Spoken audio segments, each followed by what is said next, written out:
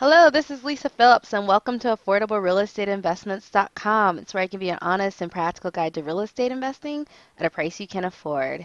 Today, I'm extremely excited to have Don Anastasi on with us today for many reasons. I talk frequently and question Don many often on Bigger Pockets, on the forums, and in the blogs because she has an investment strategy very similar to mine that sort of shocks everyone.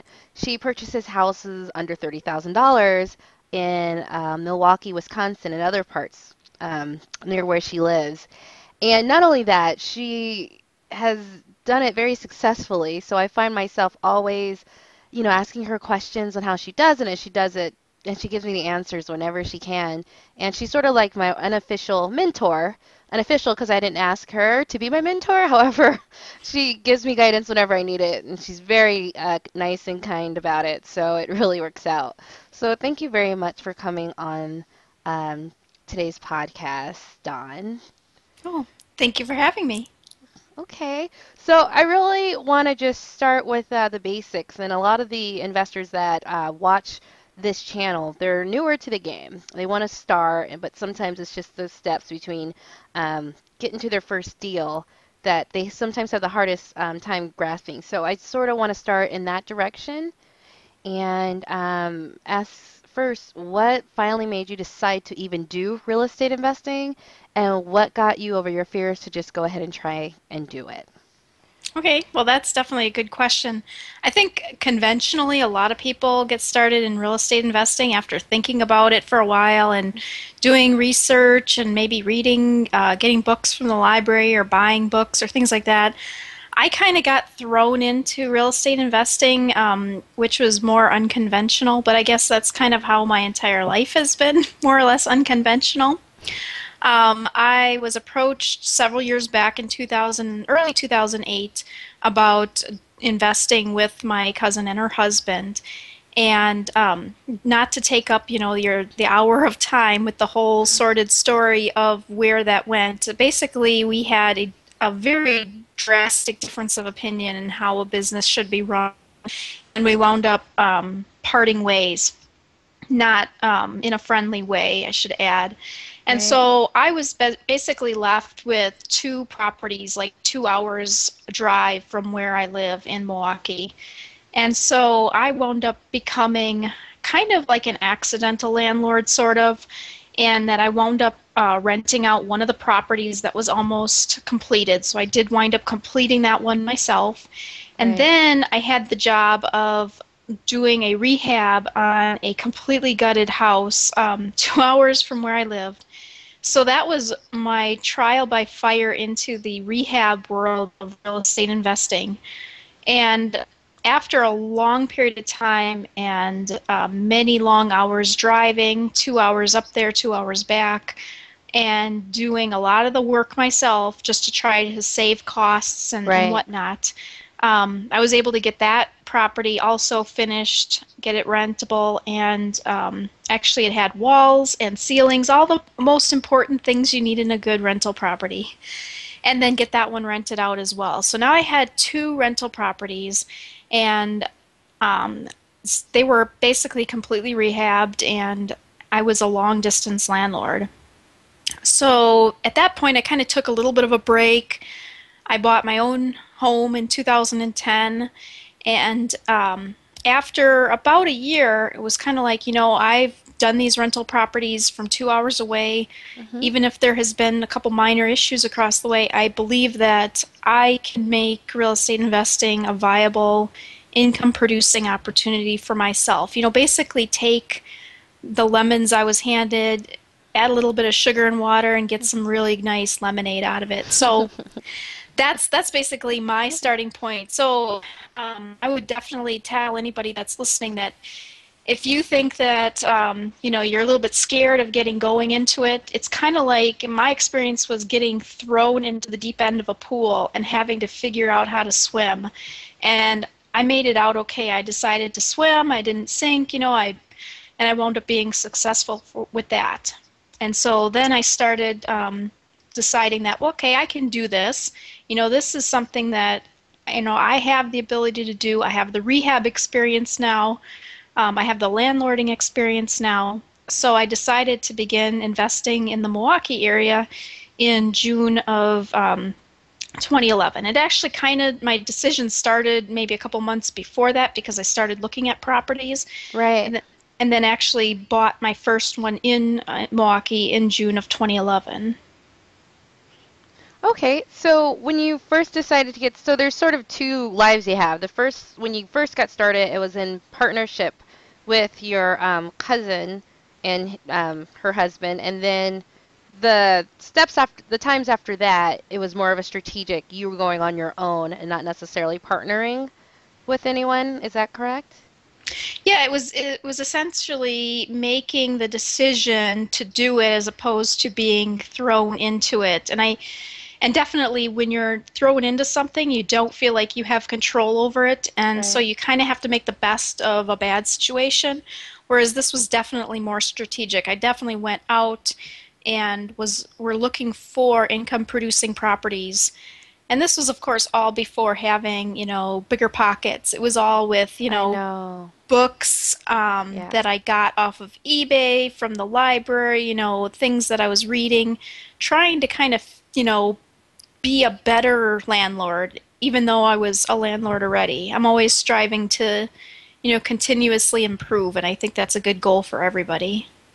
Right. My next question is when it was more strategic about you deciding that real estate investing is a viable option, what steps do you take to make those deals?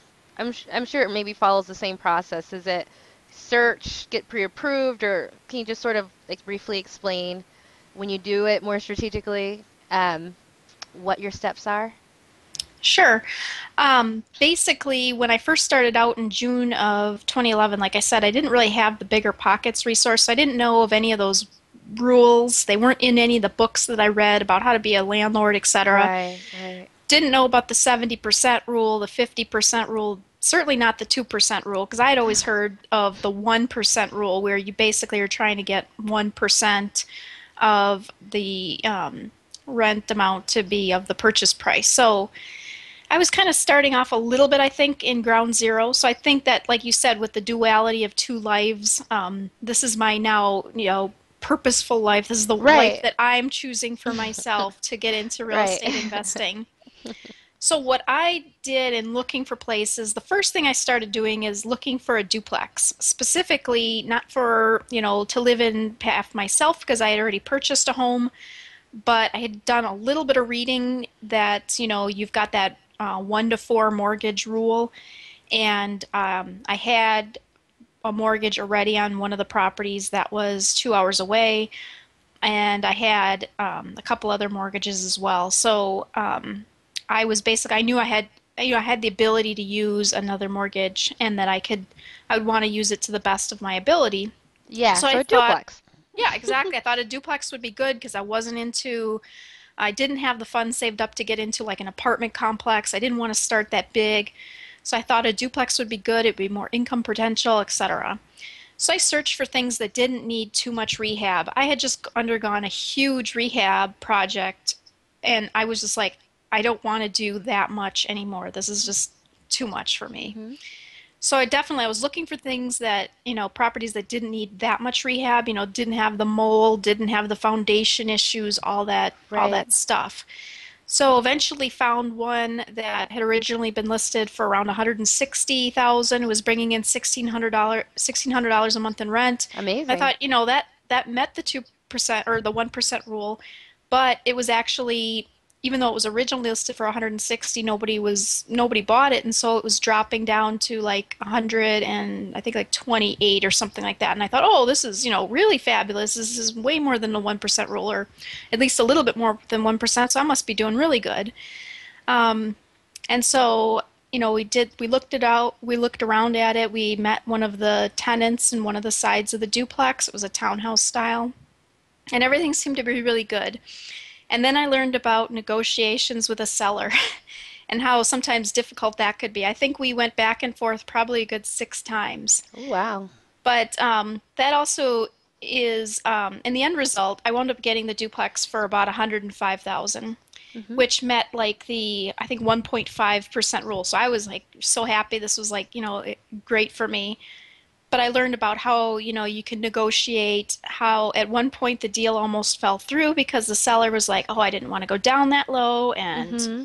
Right. the appraisal came in lower. And so I also learned about taking matters into my own hands. I looked up the owner's contact information and Okay. called him directly, Oh, wow. which apparently, the agents, the selling agent and the buying agent don't really want, the buyer and the seller to talk to each other for some strange reason. Maybe because they're going to get in cahoots or do whatever. And but I figured I want this deal to go through. I don't want, I think this is a good viable option. I want to make this happen. So I took matters into my own hands and wound up negotiating it down to that far. So that was there's definitely a few lessons there. One, negotiating with the seller, two, taking matters into your own hands, which I think is important for women investors to know too, because a lot of times, it seems like sometimes women take a back seat to, their husbands or their boyfriends or significant others or whatnot, because Mm-hmm. it's kind of like society tells women more or less to kind of be in the background, and strong women aren't as prevalent as the ones who kind of hold on to their man's arm and, take second string. And so I'm a little bit different in that respect. Uh, I joined the club. Back seat. No, I drive, and sometimes I wanted someone else to drive. Um, my question about negotiating with the seller, because that's very interesting.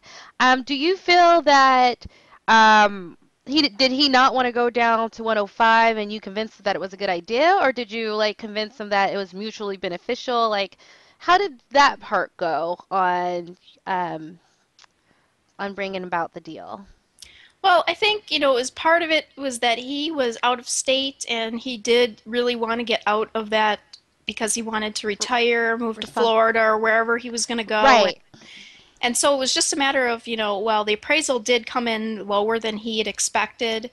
And so I basically said, this is what we can do for you to make this deal happen. And if it doesn't come in, you're probably going to hold on to this property for quite a while until the value comes back up to 128 or whatever he would have wished to have gotten for it. So What was the appraisal at 105? it was actually a little bit less than that. Oh, so And you so actually gave more than a little what bit exactly. And you're so like, hey. yeah, it's like I knew that the duplex had been, there's new furnaces and everything like that. It was basically very low maintenance. And I thought, I thought 1.5%, this was really good. I don't want to let this slip through my hands. And so, of course, that was a little bit of a mistake that I made. It's like paying over the appraisal price. Usually, I mean, today I would never recommend anybody doing that unless, you had a very compelling reason to do it. But Hmm. this, I felt like, that was kind of my newbie days. And um, I'm not ashamed to admit that, sometimes you make mistakes when you're first starting out. And that was, I think, probably one of mine. But in the end result, I mean, I still have that duplex and it has been very low maintenance, it's been very low repair. So I think in the end result, it has worked out. And I don't, I think the only thing I would have maybe done differently is maybe if could see if I could, wrangle him down just a little bit more versus, walking away. Right. That's a good one. Next time I'm gonna get a little bit more out of it. So what prices do you buy your houses at a certain price range? Are they mostly in the, I know you bought a few in the 20s and then others in the 80s. So is it whatever makes sense or do you try to find them as low as possible? And what's your strategy when it comes to that? Okay, good question. Well, like I mentioned, that first one was 105,000. So obviously, when I'm talking nowadays about buying the houses at like, 20 to 30s, that sounds like way outside my price range. Of course, that one was also financed as well, so that's a little Right, bit of a different story. right. Now, the second property that I purchased was actually a Fannie Mae foreclosure. and I wound up getting that one at like 42.9, and it rented for 850. So now I was at like 1.9%. So I'm getting a little bit higher because I was thinking, 1.5. How could I do better than that? How can I, get a Right. better return than what I had gotten previously? So Started now, looking at the numbers. That's it. yeah, Just straight obviously numbers. I started looking at, okay, I can do this. Now let me see how I can improve upon what I've already done. And so then, as you can see, I went to a single family. I looked at a foreclosure instead of a private seller. I'm kind of tweaking my strategy as I've been going along. And then that one was in December of 2011 where I purchased it. Then I thought, okay, well, this is great. I've got a 1.5, now I'm at a 1.9. What about these really cheap properties, the ones that are like 20 to 30,000? Right. Could I maybe do something a little bit different? Can I purchase them in cash? Where would I get the cash? And could I even do better than 1.9? So, I'm always kind of pushing the envelope just a little bit further, just trying to stretch what I can do, stretch the possibilities, and so forth. And so then in February of 2012, that's when I actually purchased my first, sub 30K house. That one was a bank-owned foreclosure, which I purchased for 24.9, so approximately 25,000. And that was the first one that I purchased with the peer-to-peer lending. And for anybody that is listening that hasn't heard of the term peer-to-peer lending, basically what it is when you go out to a website, such as there's a couple of them out there that I have used, one of which is Lending Club and the other is Prosper. And in essence, you put an ad out there saying, hey, I need money, and this is what I need money for. And the site will essentially evaluate your credit and give you a rate as to which you could borrow credit for. Now, the vast majority of people that are on Lending Club, for example, will use that to refinance high debt, high interest rate credit cards. If you have a credit card that's charging you like 25%, if you get a rate of 15% on Lending Club, oh, you're going to be saving 10% right there. So it makes it, more worthwhile. Right. But when I investigated these sites, I saw, of course, that there was a lot of borrowing specifically for refinancing credit card debt, but I saw like nothing for, buying a house. And I thought, okay, could I actually take this money and buy an entire house with it? Right. So, this is me, trying to challenge, challenge the status quo, trying to do something a little bit different, trying to do something that was inventive. So I said, you know what, I'm going to do this. So I put an ad out there for 21,000 to see if I could get it. It took me approximately from the start of placing the ad to actually receiving the money direct deposited into my bank account was approximately 2 to 3 weeks. It was very fast. So I was a little surprised by that. But what I did is I used that money to purchase this bank-owned foreclosure, which was at about $25,000. And then I used my own money to essentially finance the rest of the purchase, which was at that point about, $3,000, $4,000, and also the rehab work. And then got that rented out within like 15 days for Right. $800 a month. So that one was very quick. That also kind of stretched the limits of what I was doing because that one now is a 2.1, on the 2% rule property, and it's like I'm continuing to do, even better and better. So that's where, I'm always trying to do something a little different, tweaking the strategy, and that way that one was my first foray into the less than 30K, homes that other people around the country, even people have questioned me, oh, how could you possibly buy a house for the same price or less than what you can buy a car for? I mean, seriously. Yeah. Yeah, and Exactly. and mine's a little cash cow, all right? So it's like it pays on every single month and it's beautiful and I'm like it's just about the numbers, okay? This can work, all Yeah. right? And I I don't know why no one else is doing this. It's wide open. no, and I think it's a myth though. I think there's a lot of myths and things running around. They think that okay, well, if the house is like 25,000, it must be in a war zone. You must have drugs all around the property, gang members, Hmm. violence, murders every 2 seconds. It's Every like 2 seconds, yeah. I mean seriously, this is what This is the the image that conjures mentality. up. Yeah. And this is a property that is within like it's in the same zip code of where I live. It's within like a 5-minute drive. It's not, very far away. And the tenants that I got rented out in March of 2012, they're still there to this day. So it's Right. obviously if this was a bad property, they wouldn't still be living there. True. So that's, just some examples of that type of thing. So, just a quick question about the lending. So, have the rest of your houses, because most investors will come up against the four mortgages, right?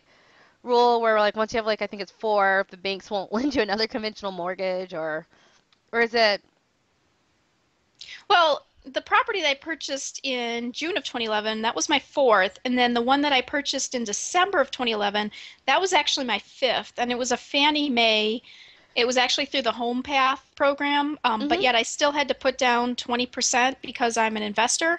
And somehow, even though it was my fifth, they let me go ahead with it. And I'm not exactly sure how that happened, but well, obviously everybody in the world knows about it now because I just spoke about it. But apparently Fannie Mae, and the lender didn't care about it, so they let it go through.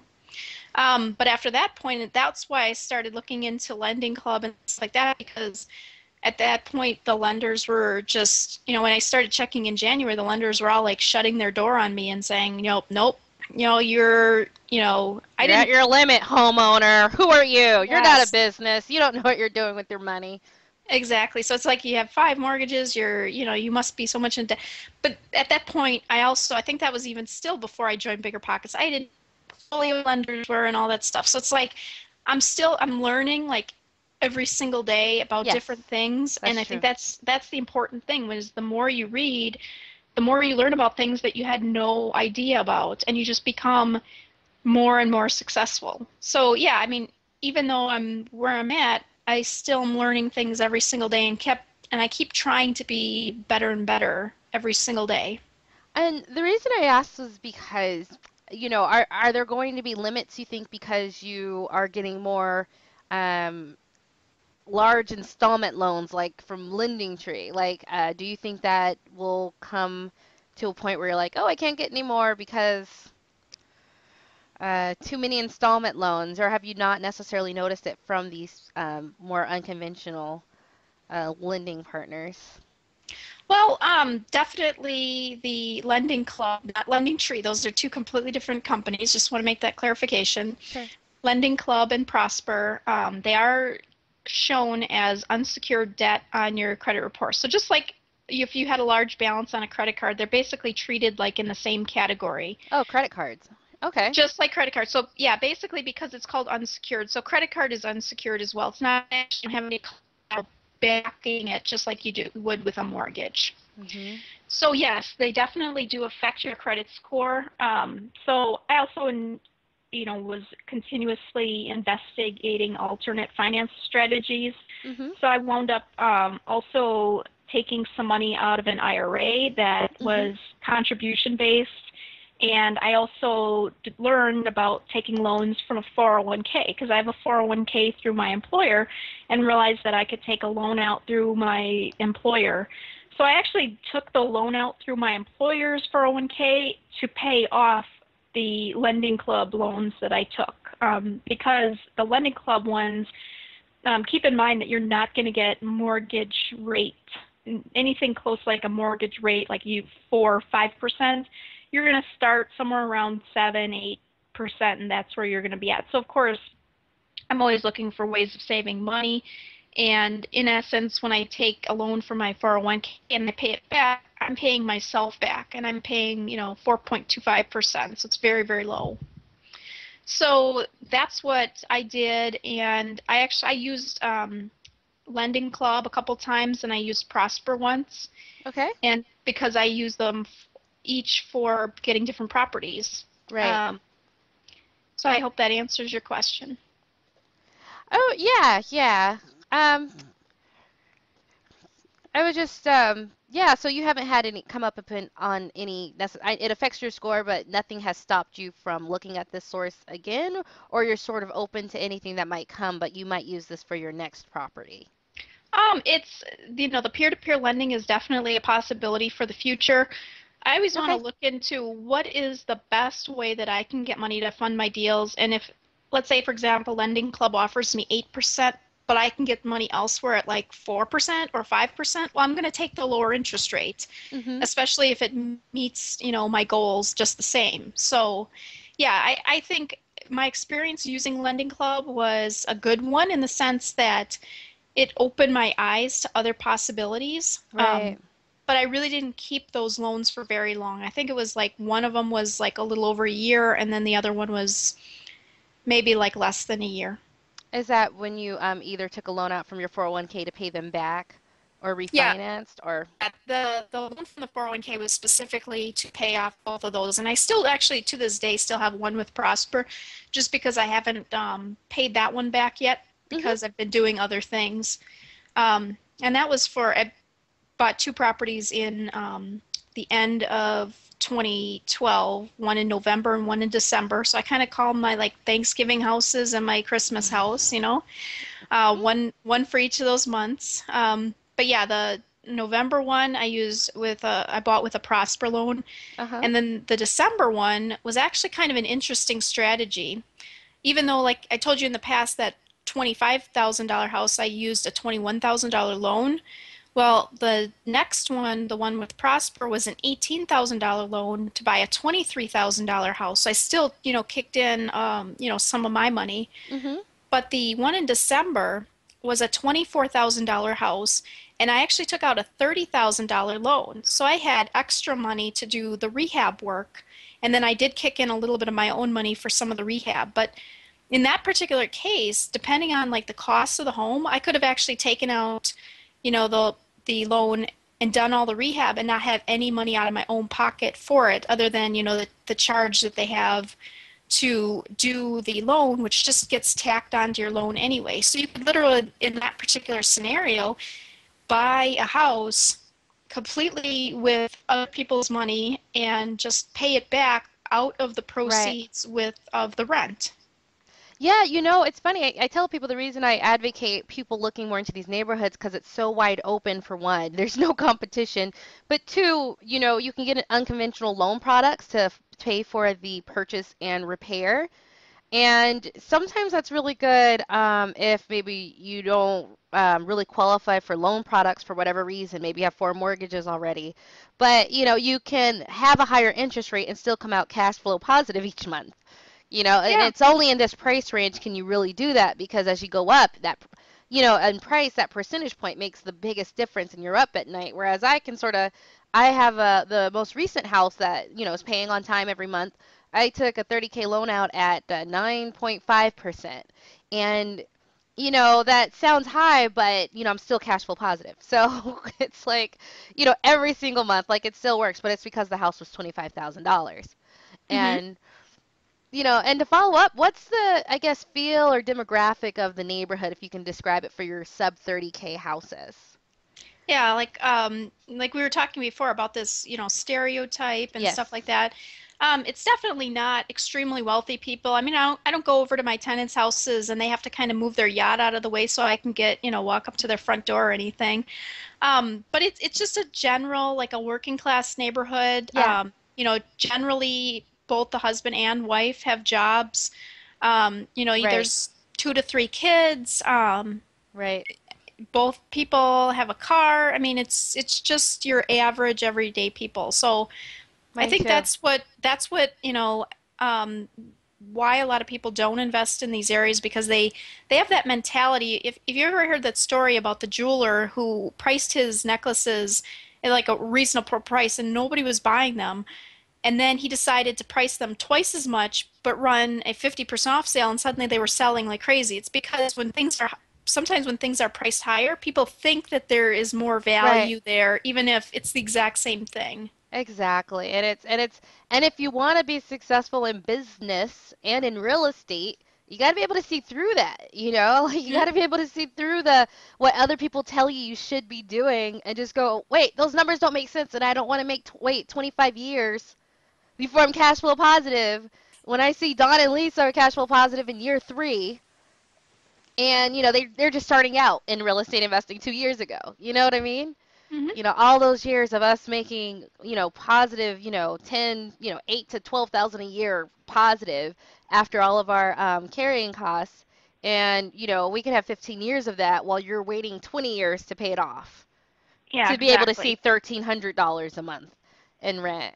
And yeah, so I get excited when I hear you tell your story because I'm just like, I told you guys I'm not weird. I'm telling you, this is wide open and and it's affordable for a lot of people who don't necessarily want to buy a $200,000 house for their first real estate deal.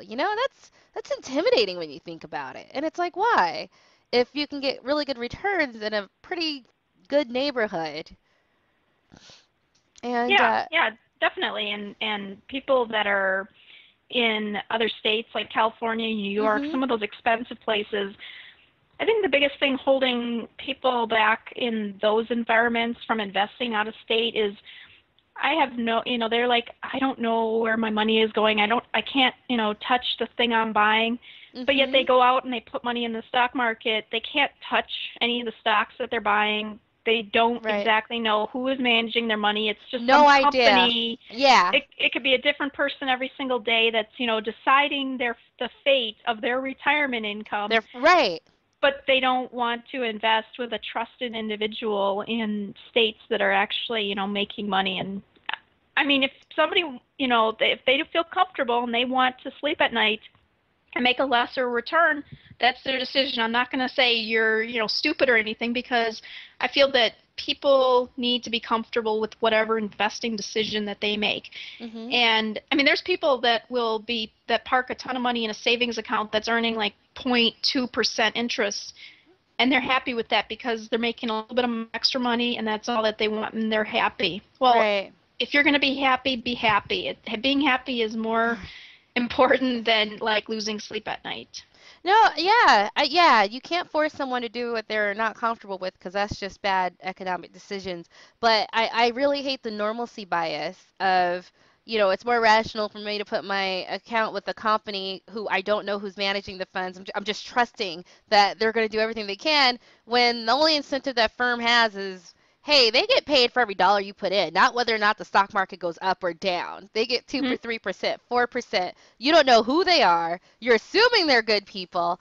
But that's a normalcy bias to think that that's the best thing to do with your money, to hand it off to people you don't know at a company or through a fund, and you don't know anything about that fund or company. Well, nothing good. You get the sales. I get the sales thing for PIMCO.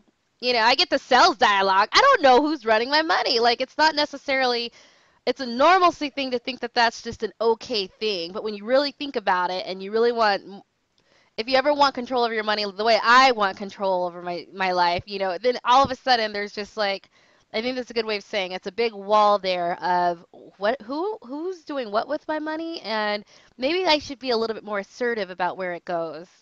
Oh, absolutely. And that gets back to anybody who's read Rich Dad Poor Dad and Robert Kiyosaki. He talks about I how love them. Yeah. the normalcy is okay, you go to school, you get good grades, you get a job, you try to get advance your career so that you can buy a bigger house and buy a better car, and then you have to make more to support, and pay for those things, and that's just kind of like the normal thing. And real estate investing, especially I think for females, is not the norm. It's out of the box. Mhm. But I'm very happy being an out of the box type of person. I'd rather be an Me out of the too. box type of person that's successful than stay in my little box and be afraid. Well, me too. And I think it's so interesting. Everyone has this fear of like working class neighborhoods, but I have the feeling you did the same thing I did. You're like, well, before I write it off as some drug infested crack war zone, I'm gonna look at it, okay? Because really, this is the only investment that makes sense. Like for cash flow and for making money in real estate. So I know everyone has this impression. People were like, don't do it. I went and looked at it and I was like, it's not that bad. I mean, it's not the neighborhood I live in now, but it's not bad. And so it's like, just get up and go look at that neighborhood. Real estate is so local. I mean, they're not all the same. Maybe you're in Milwaukee. Is that where the properties are? Yes, yes. Basically, other than the ones that I had 2 hours away from where I live, all my properties are like within a 3 mile radius of where I live, except for my latest one, which is like 5 miles away. But I mean, you get the picture that this is like very local to me. I'm not like investing in some place that I don't know. And I mean, certainly there's neighborhoods and areas that are better or worse in like every city than others. And there's probably some Exactly. areas in Milwaukee even that I would probably say I'm not completely comfortable or ready for that area yet because I don't know it very well. I know the 3 mile radius of where I live. I know it really well. I know the streets. I know the kind of the areas, the stores, the makeup of it. And that's where I feel comfortable, but it's where I'm making a lot of really great deals. So I'm happy there. So going forward in the future, what's your future goals if you have and are you looking at different financing opportunities to obtain them? So if you wouldn't mind sharing with us what that looks like.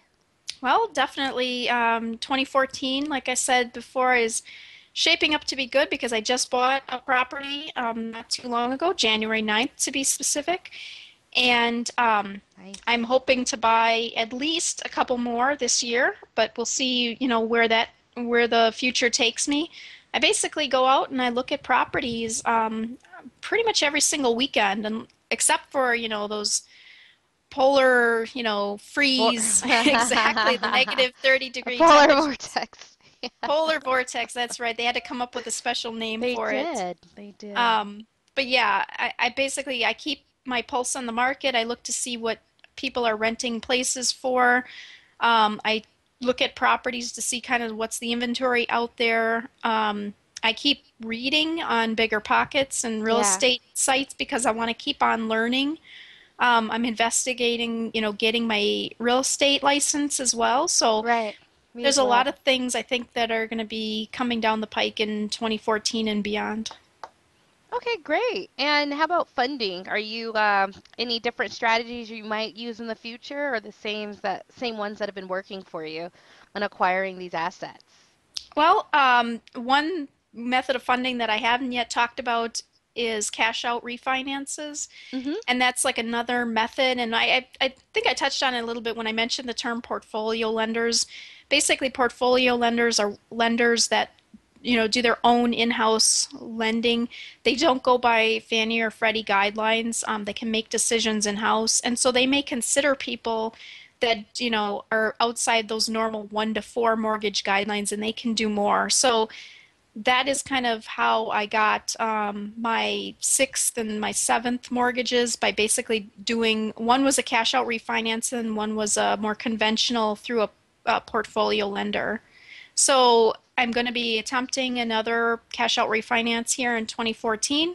Mm-hmm. And if anybody hasn't heard that term, like what is a cash out refinance? It's basically where you have a property that you don't have a mortgage on, Mm-hmm. and you essentially put a mortgage on it, and they instead of uh, you paying them, in essence, you are paying them back, but they basically give you a check. So you're just getting this check for however amount of money.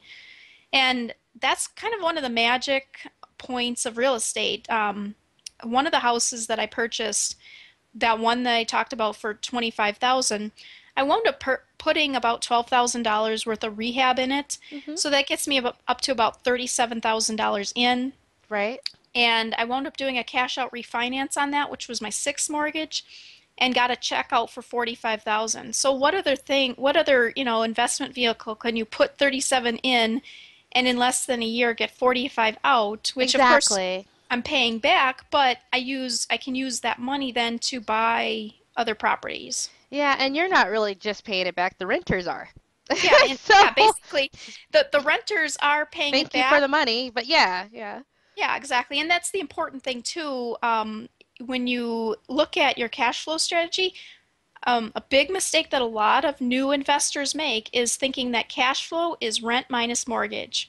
Okay. You have to make sure that, your cash flow is rent minus mortgage minus, any utilities that you pay for, like, water, sewer, or whatever Yeah. the case may be. And then also take and put some money away for Repairs. things like repairs and Sure. vacancy.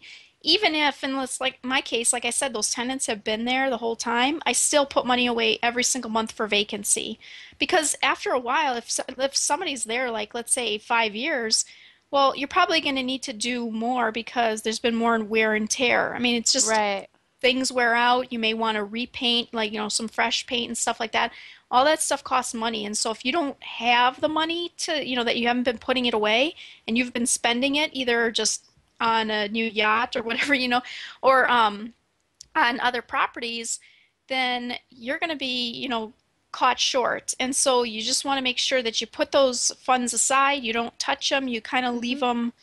them be in case of emergencies or things that you need to use them for later. And then anything after that point, then you can take out some cash flow. And so then I'm still, cash flowing positive even after doing the cash out refinance. I know. Isn't that amazing? It Just is. I think have to it's say because all of a magical. sudden you're on a because all like you said, it's the only place you put 37 in, get 45 out immediately, Hmm. and you're not even paying for it. Like the tenants are paying for it, plus you get an extra $300 because the payment is now so much lower on a versus I'm sure the payments are lower on this portfolio. So this loan, this mortgage you got, this sixth mortgage on this cash out refi, what were the loan terms? Was it over 10 to 20 years or anything like that or? That one is an ARM, which I would traditionally say to stay away from ARMs and go more with fixed rate loans. But Mm-hmm. with portfolio lenders, a lot of them you're going to see is going to be ARMs. They're going to be less that are going to do more conventional loans. The conventional, what a lot of times people say is like a 30-year fix. That's like either Mm-hmm. your bread and butter type of loan. Mm-hmm. But it's basically one of those that it doesn't have an exorbitantly high interest rate. Mm-hmm. It's like 5% or something like that. And What's the then, maximum? excuse me? What's the maximum? Because I know they usually have a cap of 2% more, like 7%'s the Correct. cap. Like Exactly. it'll Exactly. It never goes go up. above 7%, right? Yeah, exactly. It basically can increase, but not until after 5 years. So within that 5 years period of time, if I wanted to, I could actually, pay it off early if I wanted to. There's no prepayment penalty, so you want to Very make good. sure that whatever, loan vehicle you take out, you have that as well. Mm-hmm. Um, or I could just basically let it ride, and then after the 5 years is up, they basically would reevaluate the rate based on the current market conditions, and that's how an ARM works. Right. And like I said, yeah, I think I had an arm too for one of the properties, and when you read the fine print, which apparently no one does, it's like it only has a maximum uh, interest rate amount. So yes, the interest rate might float, but I saw, it's here now, but it can only go, 2.5% above what it is now. So like even though it would adjust, they do give you a cap of what the interest adjustment can be. So you can figure out right now what that maximum payment can turn out to be once it starts to float based on the market.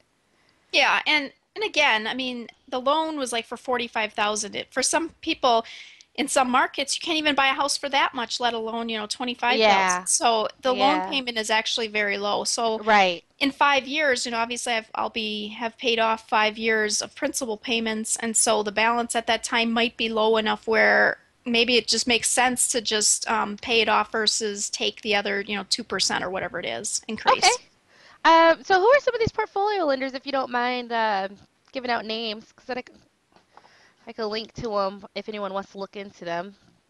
Well, it's definitely one thing I want to mention is that a portfolio lender is not necessarily a national lender. So if your audience is all across the country, it's probably not going to be extremely helpful because most portfolio lenders that I've talked to, they want to look at people that are local. Okay. They want, people in their local, the state or whatnot because, it's they kind of make their own rules, and I don't think they Yeah. want to just be giving money out to people all across the country. How did you find it? Did you just put portfolio lender? What was the terms you used in the Google search or?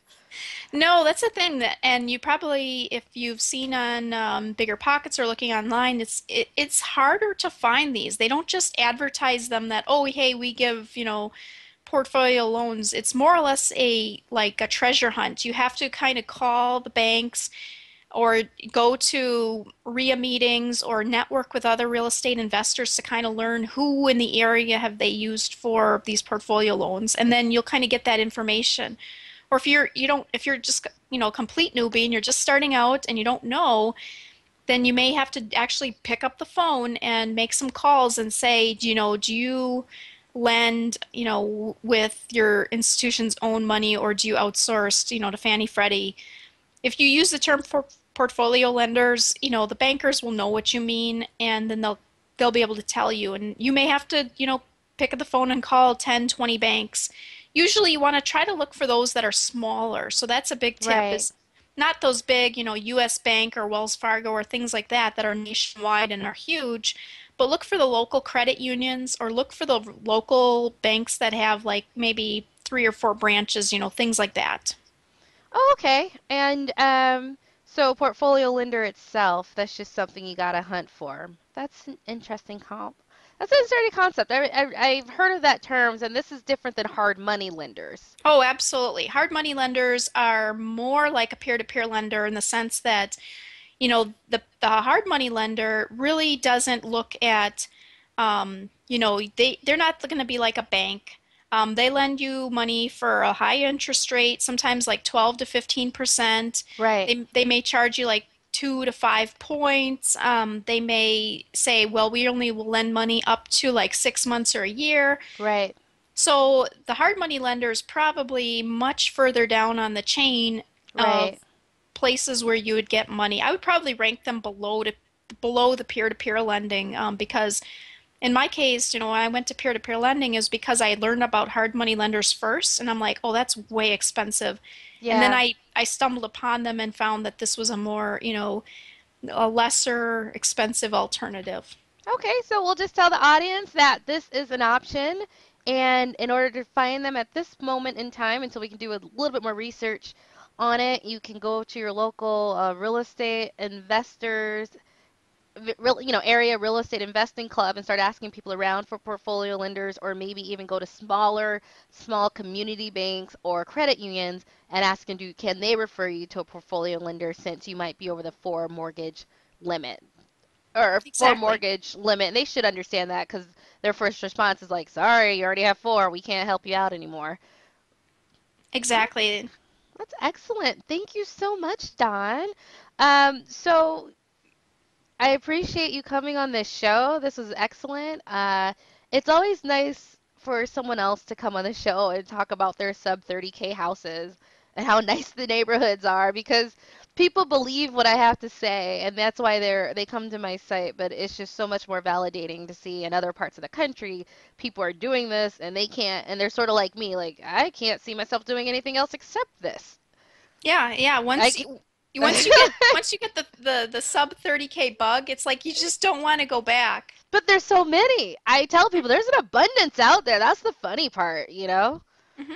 Absolutely. All right, so thank you so much, Don. I do appreciate you coming on, and I'm sure the audience is going to appreciate what you have to say. And signing off, this is Lisa Phillips with AffordableRealEstateInvestments.com. It's where I give you an honest and practical guide to real estate investing at a price you can afford. Thank you all so much.